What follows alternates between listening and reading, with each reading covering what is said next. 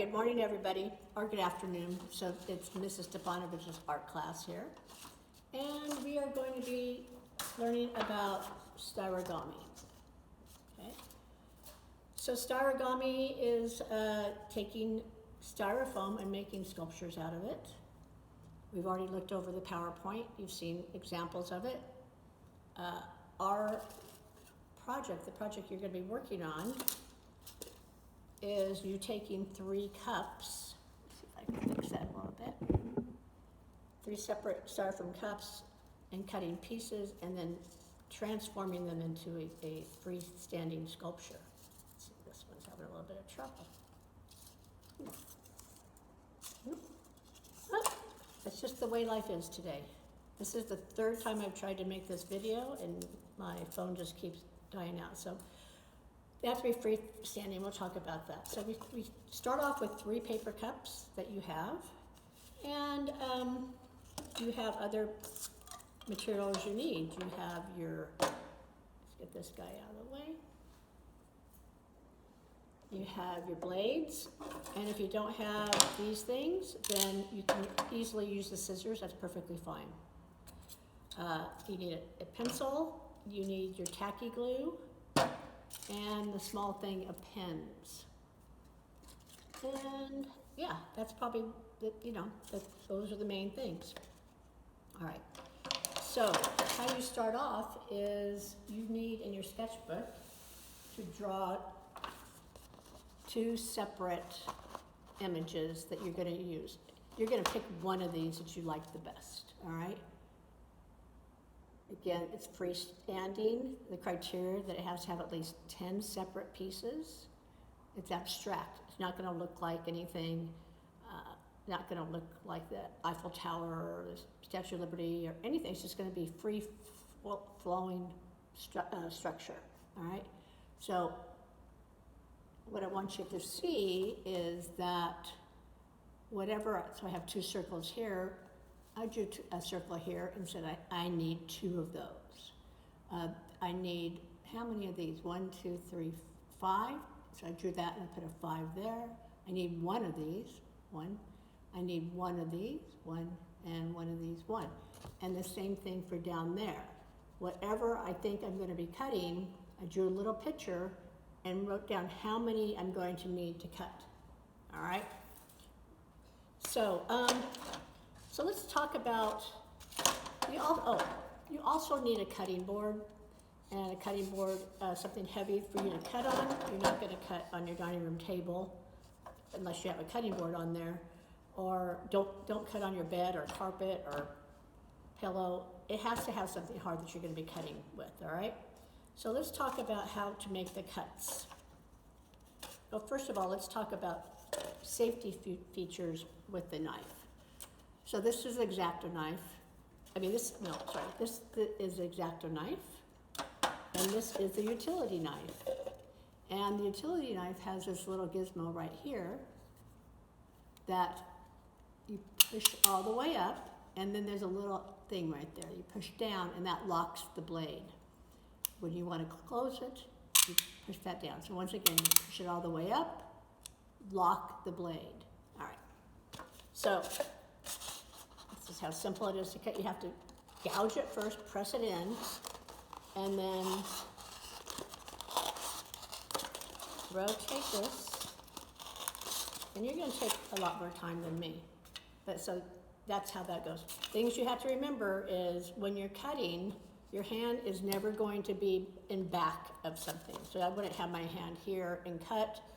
This cuts, it hurts very much. Always have your hand to the side. I'm going to make another cut here. And I drew it on there so I know where to cut. I'm going to punch it in again. See, my hands are on the side safely. And boom. All right. So here's a little piece that I had from another piece. So still have this, and I'm going to take the bottom off. It over there.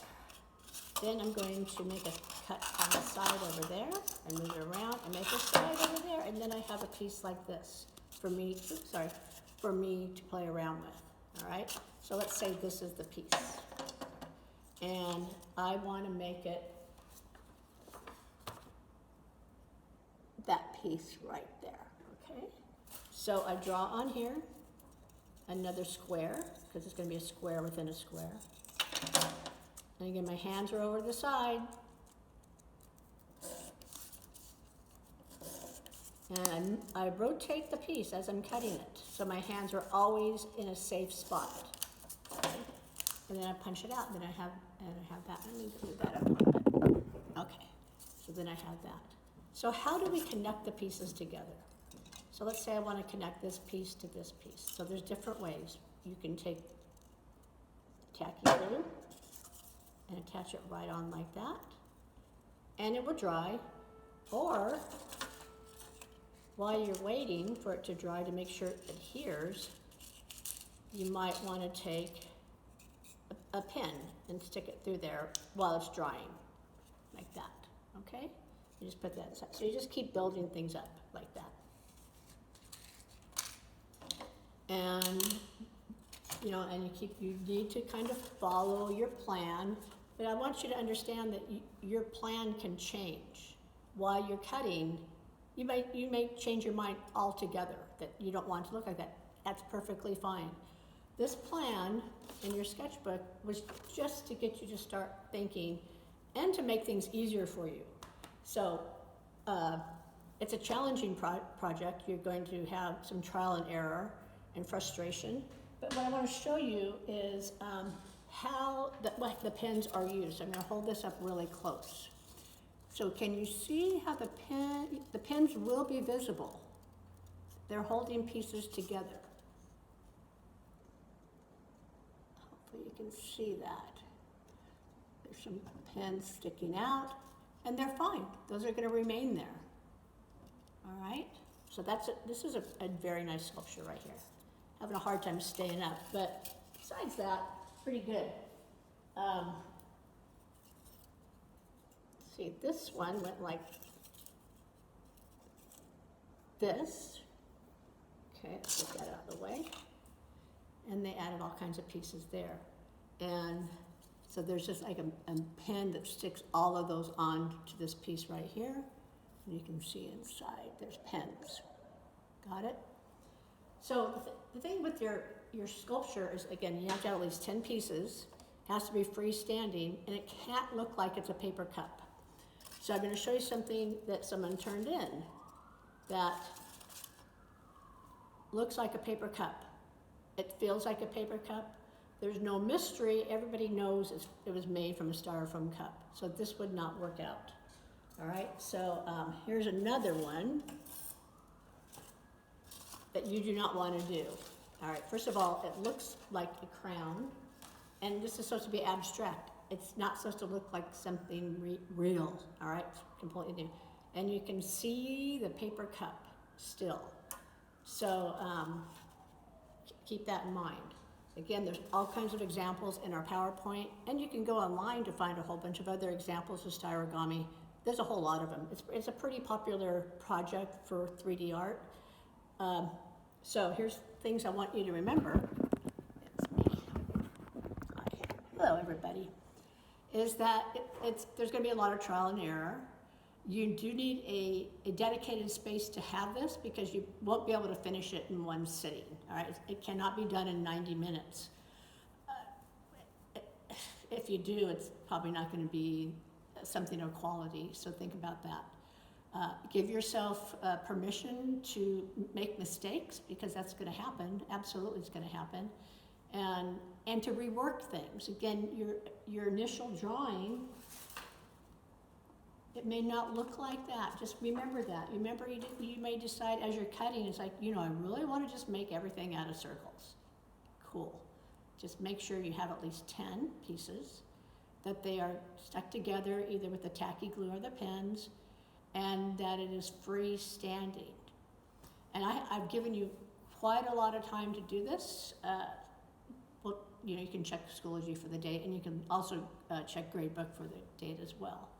But the thing about art is there's a lot of growing involved with it, and it's very forgivable. This is a really forgivable project. If you mess up on something, heck, just get another paper cup, start over again. So